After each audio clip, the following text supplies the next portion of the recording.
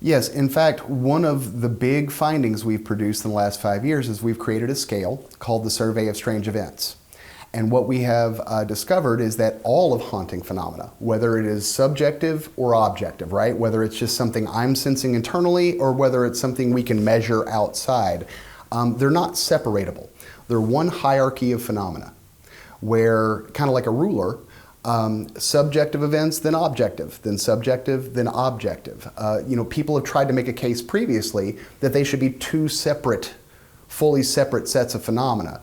But from our research and our data analysis, we know in real life, most people will experience both, and they will be intertwined if they're experiencing a haunting of some form.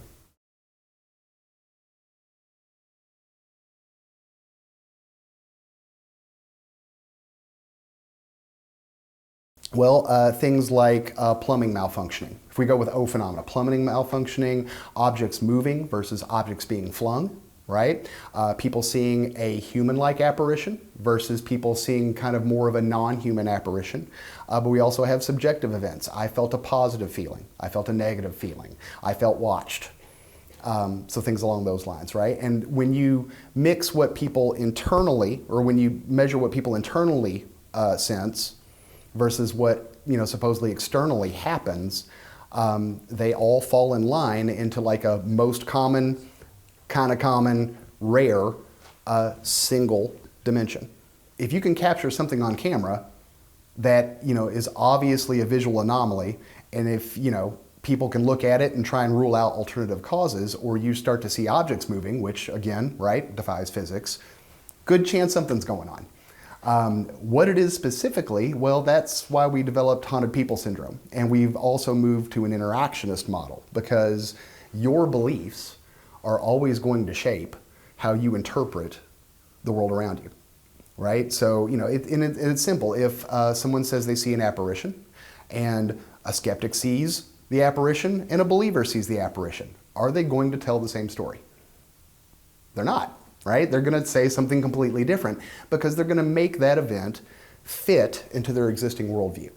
That's a good chunk of social psychology for the last 50 years. And understanding that people's beliefs and worldviews are things they use to make sense of the world.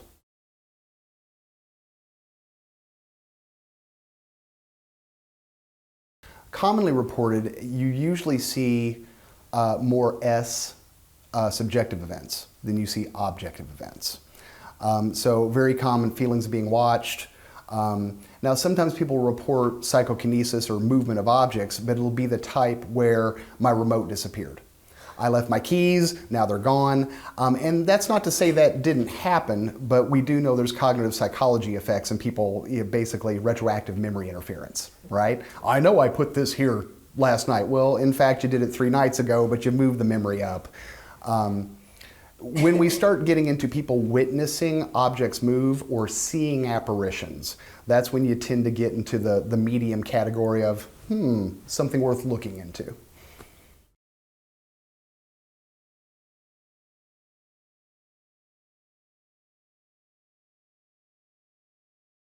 Could it be psychicism? Sure. Could it be a spirit? Sure. Because I have to ask, it's not a cop-out, I have to ask a fair question. Why does it only have to be one or the other? And we know in real life and in nature, more than one thing can cause the same outcome, right? If a bee can pollinate a flower, or the breeze can pollinate a flower. I think it's a mistake for, this is a strong opinion, I think it's a mistake for parapsychologists to try and claim it is only one, and maybe not both. Spirit and psychic ability could easily be 2 different things that cause the same effect. I don't know if that's true. I'm just saying that there's a fair amount of evidence in hauntings to suggest that that behavior is intelligent. And, repressed psychological manifestation, right, via the RSPK model is one explanation for that, but it may not be the only one.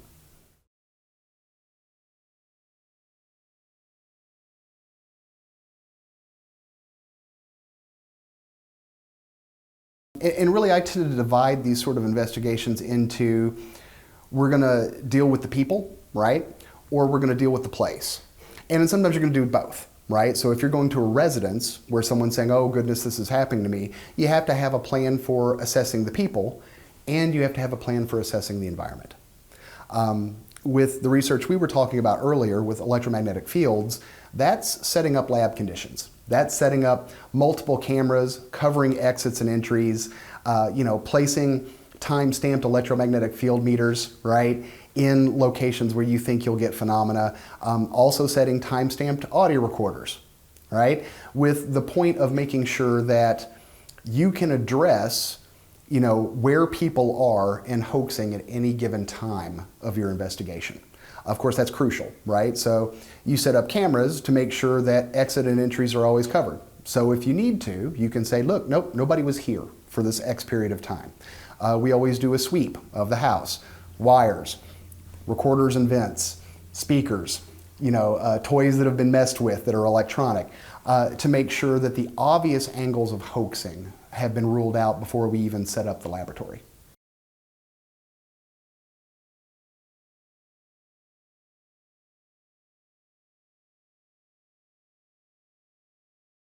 Oh, I don't think there's such a thing as proof no one can contest. Our goal is to try and rule out as many alternative explanations as possible, right? So if you look at our papers, both in 2013 and the Whispers study with the beach balls, we don't claim that it is psychokinesis. We say we can't find another explanation except psychokinesis at this time. Do I personally think that was PK? Yes, but could I have missed something? Could there have been super complicated hoaxing or that I missed? I'd like to think not, but it's possible. What I do have are 2 cameras and a data logger and multiple witnesses that saw those balls move, fall off of the bedstand, 10 times in an hour. When we have video recordings of them sitting perfectly still in the exact same condition for 30 or 40 hours.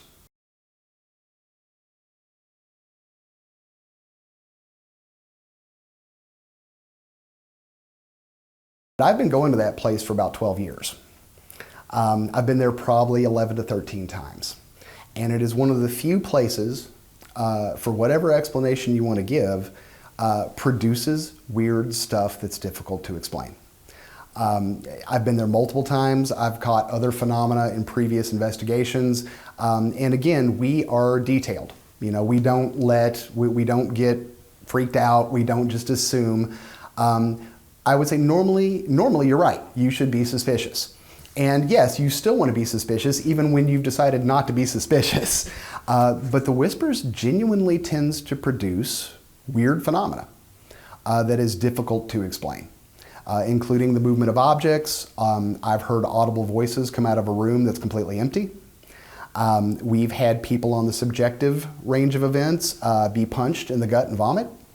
I've seen somebody smacked to the floor in that place. And there are literally at this point hundreds of layperson witness accounts that keep getting similar phenomena from that place. In fact, the owner just 2 days ago walked out of the room where the beach balls are, and within 5 seconds came back and the ball was 5 feet away on the ground. So if somebody's hoaxing it, well, they're doing a great job of it. But I would say low probability at this point.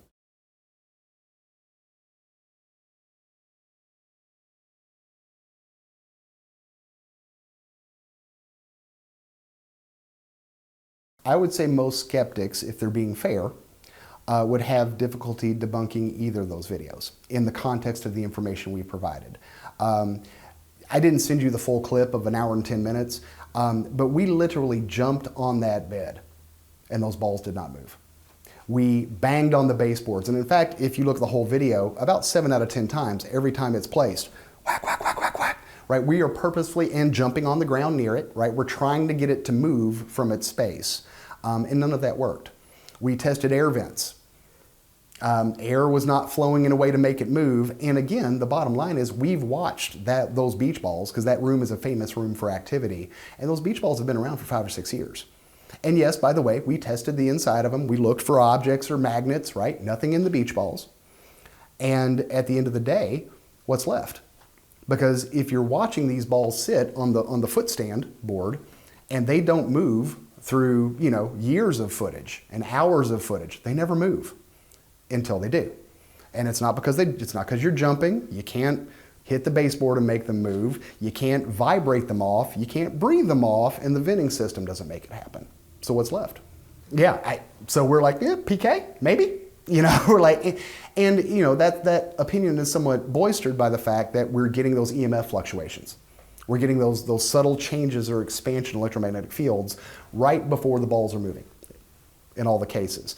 And in oddity, we had another control meter in the room right next to that room where the beach balls fell.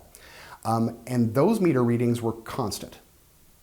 They didn't change, which makes a case at least that it wasn't an electromagnetic field or vector coming in from somewhere else affecting the readings. But that's even weirder because in theory that violates physics as well, because EMF fields are not supposed to just generate out of nothing. But the data we have seems to suggest that maybe they did. And we got the same sort of data back in 2013 at Black Moon Manor, where we caught the apparition you saw, which, by the way, to that point, we not only had a camera towards that door, which, by the way, has no entries and exits other than that door. It's a basement, right? The only thing going down that door is a basement. No other entries, right? We also had a camera immediately behind the camera that caught the anomaly. So we can also prove nobody was standing behind that camera making a shadow. The shadow is also an infrared light, right? Because it's in black and white. And that's one of 3 videos, because what we got was one coming out, one mass coming out, one coming back in, and then 5 of varying heights coming out. And in all 3 of those instances, we got a 2 to 3 standard deviation change in the EMF fields from a meter that was about 8 foot away.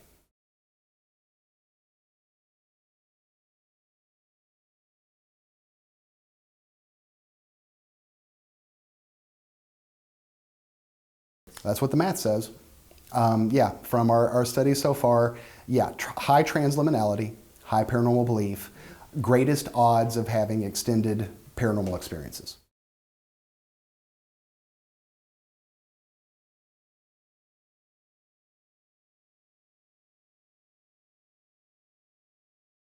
We have electromagnetic fields being generated from all of the mains frequency plugs and electrical equipment in the house, right? So electricity naturally produces an electromagnetic field, and we have the natural field that the Earth creates, the geomagnetic field, right? So we're basically sitting in both of them. And really there's nowhere you can go where you're not going to be in a geomagnetic field.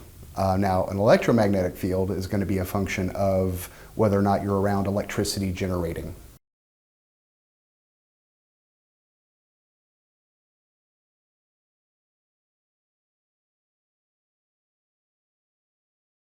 It's a very complicated area. Now, with my research in particular, we've been able to associate changes in the wiggle, right? How much the score will change over time in conjunction with particular objective anomalous experiences, but also subjective anomalous experiences, because we did a seance study in 2017 and we were able to associate people's reports of sensations in the seance environment. There was a correlation there between, again, that wiggle, the amount, how much EMF and GMF were changing right before or during people reporting some sort of subjective sensation. In 2013, though, we were able to associate that wiggle or change with objective photographed and video camera anomalies. So we know it changes. We know there's an association in time.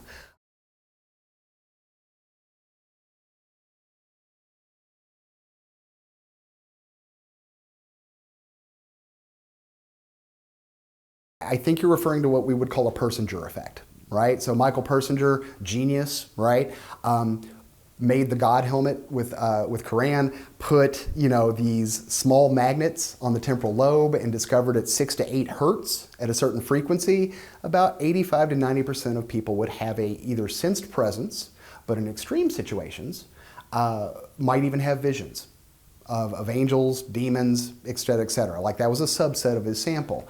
And there was a push for quite a while where the community was going, oh, well, hauntings are EMF-induced hallucinations. Except when you start digging into that, and by the way, that's a real effect, and I'm not saying that Persinger didn't find that effect, he did. But we also know in surveys of haunted locations that only 4% of those sites appear to have the right geomagnetic frequencies to even produce that effect. And we know that that frequency has to be very precise and has to be sustained for several minutes at a time for people to have that effect. So the idea that someone would that haunted houses all have this magical field, A, has been debunked, and B, given the EMF research I have with phenomena that's on camera, so we're not talking about a subjective experience, I endorse Persinger's effect, but I don't think it's the only one. I think EMF in the right conditions could certainly create somatic effects and maybe even induce a type of hallucination temporarily. But we know again in the real world that most of the haunted sites they surveyed didn't have that field. And we have other reason to believe that EMF may be directly associated with weird stuff on its own.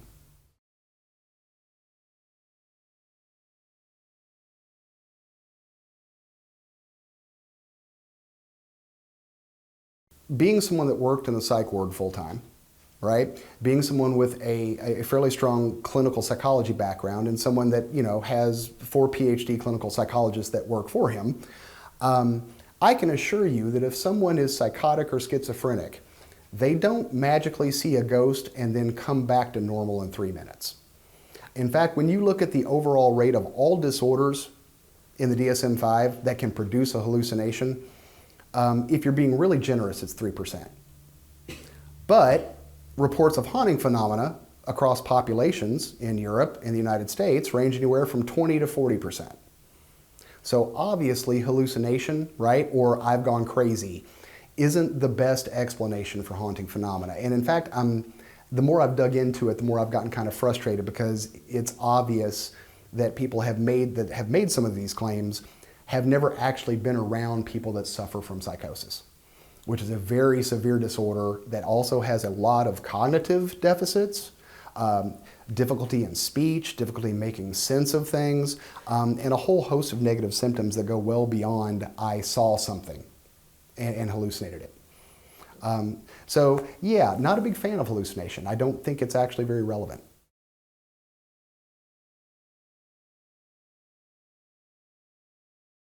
Yes, and in fact we've done 2 studies now where we've shown that the exact same phenomena that's on our haunting checklist, our SSE, if you apply it to gang stalking accounts, people that have been gang stalked, the phenomena still fits.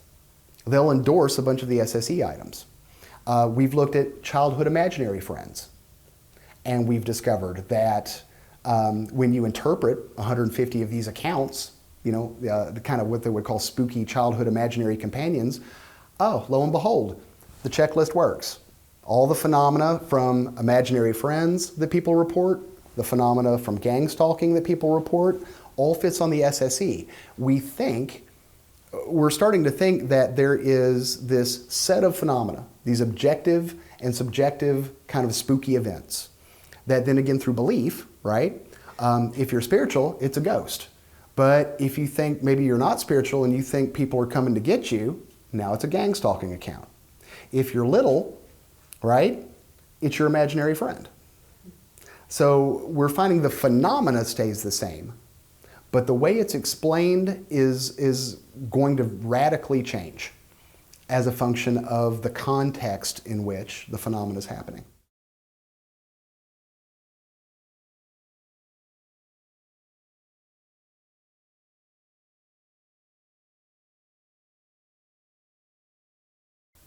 Yeah, well, whenever you're dealing with people, one of the reasons we moved to entrepreneur sites was that one of our primary focuses was we want to capture weird stuff on camera, right? Now, we've done residential investigations, I've done a fair amount, but yes, a lot of times people already have very strong beliefs about what's going on ahead of time. They may not like it if you tell them that something else is going on, right? So now you have confirmation bias, you have some contagion going on. So there needs to be good protocols both for interviewing the people that experience it, which we're working on currently, as well as mapping the environment and the phenomena itself, because those two are always going to be intertwined.